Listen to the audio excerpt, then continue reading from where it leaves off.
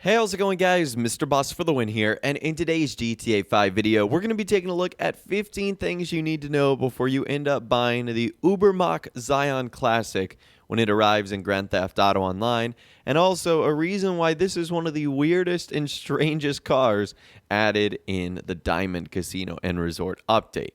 So before we begin, let's take a look at this vehicle on the in-game website. You'll find it on the Southern San Andreas Super Auto site.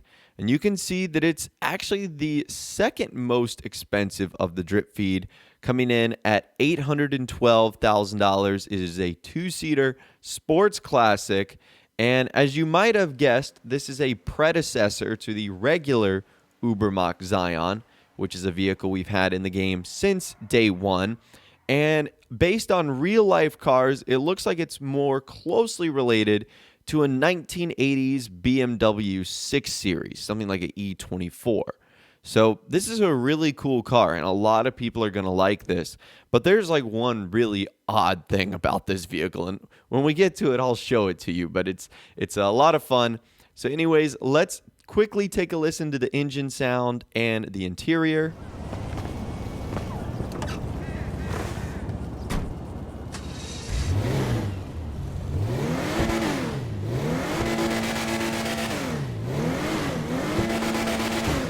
So I'm a big fan of these 1970s and 1980s interiors. Maybe it's just the aesthetic that I personally really love, but I think the retro look is super cool. And these seats, by the way, by default, sort of have like this interesting like red and yellow dot pattern on them. This is like the only vehicle that I've noticed that has this, which is kind of cool. So I don't know if that's specific to the Ubermacht Zion Classic, but either way, that's another cool feature right there. Let's go ahead and move this vehicle into the Los Santos custom shop, and I was actually pleasantly surprised. 23 customization options is a lot, and we actually begin with our bumpers. So for the front bumper, you do have a handful of options. Like a lot of the retro cars we've been looking at from this update, their options range from very simple to making it like a completely different vehicle, like a tuner or a drift car, as you guys can see there. So again, some of the changes very simple, some of them completely different. So it just sort of depends on the style of car that you're going for here. And the rear bumper, a little bit fewer options. You can paint it the stock color or change it to a tuner bumper if you want. So those are your bumper options right there. You also have some chassis upgrades too, where you can add 3 different types of roll cages depending on how sporty you want it to look or how serious you want it to look too. Now, depending on what roll cage you put in there, it will also change the seats you have. So keep that in mind as well if you are upgrading that. Moving on, there's a handful of exhaust options that you can choose from too, like adding dual exhaust or chrome, titanium tipped, carbon, and aluminum tipped exhaust. All of them look pretty standard. Then from there, you can adjust the fenders. Now, there's no way to remove those fenders, or at least the little bump that you see there. You can just change them to the secondary color or make them carbon fiber. There are some headlight options that you can have. You can add little tiny wipers.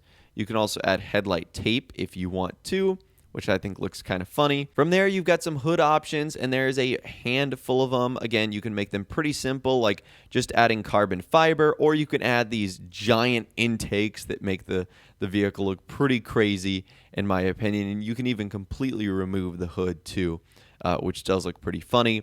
So from there, we have to move on to liveries, and there's a lot of good ones here. So the first one is Premier Electronics, which I like. It's very simple. It's just this white bar at the bottom of the door sill with the giant Premier logo on there. Again, that will work with almost any color, so I do like that a lot. That is our first livery.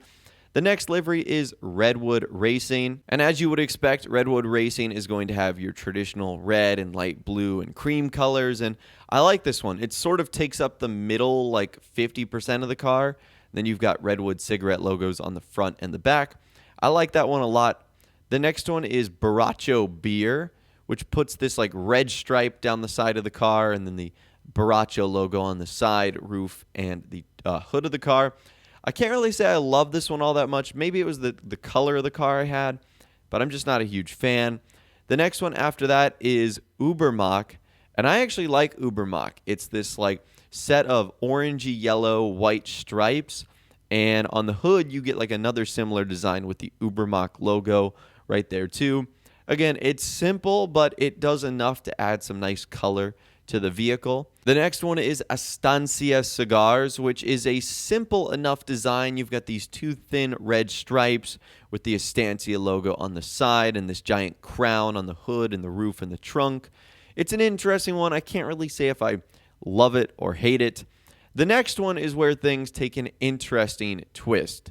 It's called Waifu Wheels. Hopefully I'm pronouncing that correctly. Essentially, it's the Princess Robot Bubblegum livery. And on its own, this would be incredibly weird based off of what we see on the side of the car and on the hood and the trunk. But take a look at the back seat, the seat behind Franklin. There's like this weird inflatable doll in the back that's based off of Princess Robot Bubblegum. It's kind of hard to see when you go in first person, but just take a look at this, guys. It's like an inflatable blow-up doll. I have no idea. All I know is it has its seatbelt on, too. Now, I was going to say this would be interesting to see what happens in Grand Theft Auto Online when someone tries to get in the back seat, but I also just remembered that it is a two-door car, so no one is going to be getting in the back seat. And this whole thing is just incredibly weird. I think this is the first time where a livery has actually added something like that to the interior of the car. And when you're driving it, when you're looking from the back view of the vehicle, it's also like staring back at you, which is so weird. Now, I wanted to do a couple more tests as well. Like, for example, what would happen if you added a roll cage with this thing in the back? Turns out it stays there too. It is completely unaffected by really any of the changes that you decide to make. That's why this vehicle is incredibly weird. That livery alone right there just takes the cake as the single strangest thing ever on one of the DLC cars. Let's move on to something a little bit more normal. Chapal Tires is our next livery, and this one I like.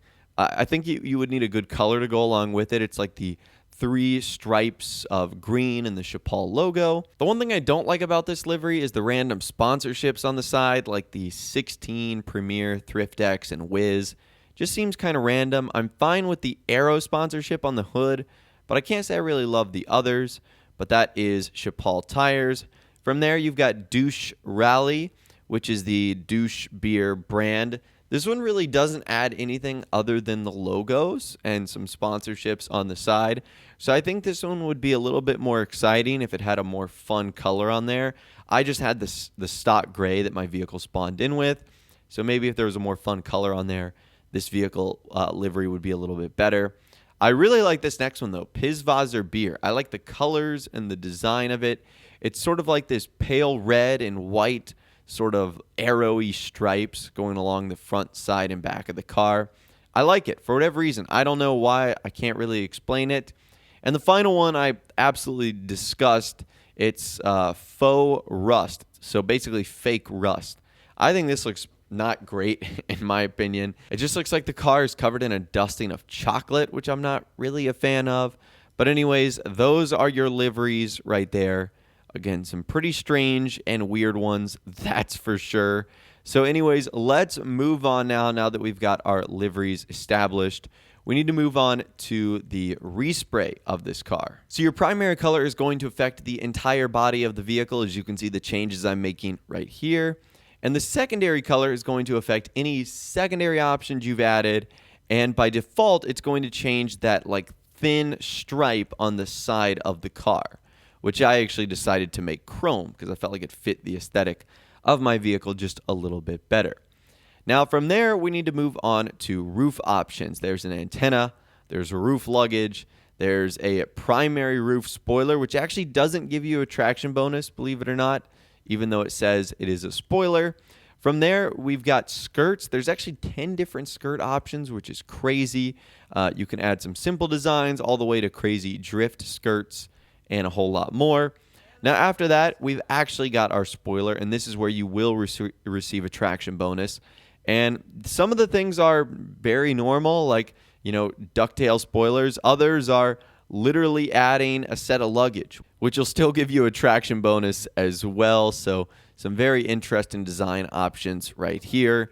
And then as far as the wheels go, those are custom rims for the Ubermacht Zion Classic, but they are chrome, which means they cannot be changed via the iFruit app.